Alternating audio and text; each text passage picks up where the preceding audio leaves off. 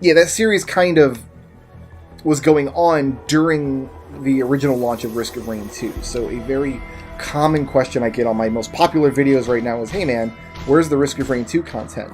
Part of the reason for that is all the big channels that would upload Risk of Rain content have kind of graduated to Risk of Rain 2 now. I can't actually think of a Risk of Rain channel that I used to watch regularly that still does Risk of Rain 1 content, which is a shame that this game kind of died when the sequel came out. That's too bad. I'm glad that people love the sequel. I'm glad that there's lots of Risk of Rain 2 content out there for people who want to watch it. I would never make an argument for less content in the world as long as the content's not hurting anybody. I say go nuts, watch what you want, make what you want. Risk of Rain 2 is an awesome game to watch. I actually enjoy watching it on Twitch here and there every so often. But I don't like playing it. I'm bad at moving in 3D space. I'm bad at aiming. And I think I played the game for a couple hours and never got out of the first level, even once. It just didn't click with me, and I don't think it's going to. I have been saying, though, that when the game comes out of early access, it's on early access right now. I've been saying when the game comes out of early access, I'll give it another try. We will give it another try, see if it does grab me, see if we can do something with it. And we got news on that front recently. We got news on how long they expect the game to be in early access, and I was already soured on the kind of game Risk of Rain 2 is, and I'm already kind of soured on its gameplay after playing it a little bit. And I'm not gonna lie, I'm also soured because it does seem like they're developing Risk of Rain 2 at the expense of Risk of Rain 1. There's a part of me that's they're like, hey, this is when our Risk of Rain 2 is going to be done. And I'm like, you guys never finished this first game. I still can't play this online in a very good capacity. There's the weird netplay bugs, never really optimized for multiple players, and that's where a lot of this game's fun is. So I'm not going to lie, I was already a little soured on Risk of Rain 2 from those aspects. It's not my kind of game, and the developers have kind of forgotten about this game, which I think is unfortunate. But I also don't like early access much as a concept. And it's a hard thing to say because I do enjoy indie games, and I realize that the early access program on Steam is a good way for indie games to get funding for games that they otherwise wouldn't be able to get. It's a way to fund your game in lieu of hunting out a publisher who will bankroll it for you. Is you can release a little bit of a game to try to garner some interest, and then be like, yeah, the full game, we can make it if we get some money. So go ahead and buy the game now, and while it's in development, you can play all of the development builds, and then eventually the game will come out for realsies. It's kind of it's what early access is supposed to be. But I think how it gets used, and I think how Hopo has begun to use it, is more of, oh, we can just charge money for an unfinished game. We don't have to finish anything. And I'm going to tell some early access stories that I have. I'm in a kind of a unique position because many people don't like early access and choose not to buy early access titles. And that is, in fact, my position. I do not purchase early access titles if I can help it. But my job is to play video games for your eyeballs. And the thing about your eyeballs is behind your eyeballs, you have a brain. And that brain has opinions and ideas in it. And there are lots and lots of brains that watch my channel. And lots of opinions. And some of those opinions involve what I should play. And one of the ways that people are able to kind of control what I play for your brains and eyeballs is to just buy me games. I would estimate about half of the new games that I get, I don't have to pay for. People buy them for me. That's one of the perks of this job. Hey man, I want to see what Brick thinks of Risk of Rain 2. I'm going to just send him a copy of Risk of Rain 2 on Steam. It'll take 2 seconds. That's exactly what happened in this case. So my situation is I don't like the early access program from a consumer's point of view, but I still end up with lots of early access games in my library because of my job and because of how generous viewers are. It actually perplexes me a little bit because I am not quiet about my thoughts on early access or games in general. I always tell people, like, I never turn down a game if you're going to send me a gift, unless I already own the game, I guess. Like, I'll never turn down a free game, but I also will never guarantee that I'll play anything you guys gift me or send me. I purposely make those I don't make those guarantees because I don't want to create a situation where people are incentivized to, like, send me joke games. That would be a nightmare. But yeah, I ended up, I'm not quiet about my opinions about games that I do play, and I've got a lot of games that have been gifted to me that somebody spent money on in their own generosity that I then made I played for 2 minutes and decided to turn off and never play again, or I think I feel most bad for whoever it was years ago who gifted me my copy of Undertale because of my legendarily negative response to that game. I really detest Undertale, and I feel bad because somebody sent me that. Actually, multiple people sent me that game. I had to turn down, like, a bunch of people wanted me to play that, and one person gifted it to me, and several other people gifted it to me, not knowing I had already played it.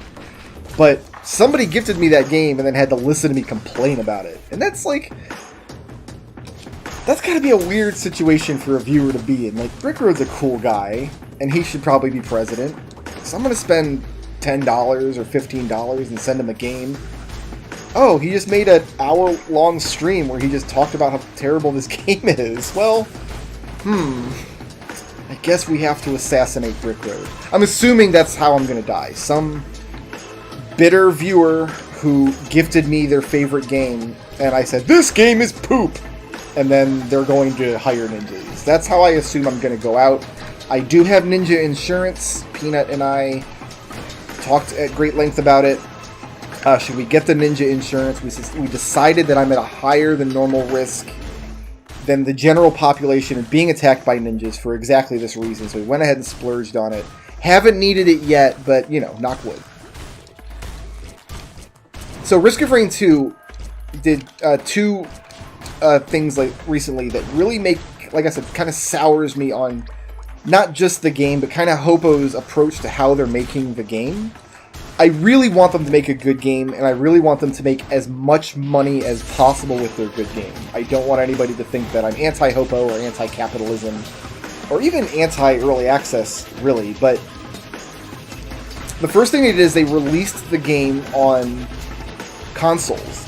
As far as I know, the game went live on the Switch and the PlayStation 4 and whatever the other console is that nobody actually has. And I actually checked on the Switch store and the PlayStation 4 store.